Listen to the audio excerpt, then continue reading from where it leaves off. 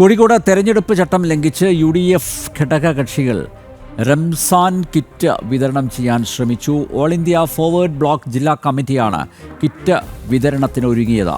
ബിരിയാണി അരിയും പല വ്യഞ്ജനങ്ങളും ഉൾക്കൊള്ളുന്ന കിറ്റാണ് വിതരണം ചെയ്യാനൊരുങ്ങിയത്. തയ്യാറെടുപ്പുകൾ പൂർത്തിയായതോടെ ഉദ്യോഗസ്ഥർ സ്ഥലത്തെത്തി വിതരണം തടഞ്ഞു.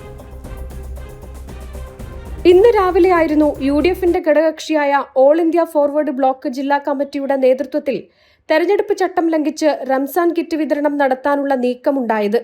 കോഴിക്കോട് നളന്ദ ഓഡിറ്റോറിയത്തിൽ വെച്ച് രാവിലെ 10 മണി മുതൽ 2 മണി വരെ റംസാൻ കിറ്റ് വിതരണം നടത്താനായിരുന്നു തീരുമാനം. സമൂഹമാധ്യമങ്ങളിലൂടെ വലിയ പ്രചരണമായിരുന്നു കിറ്റ് വിതരണത്തിന് നൽകിയത്. കിറ്റ് വാങ്ങാൻ ചിലർ സംഭവസ്ഥലത്തെത്തുകയും ചെയ്തിരുന്നു.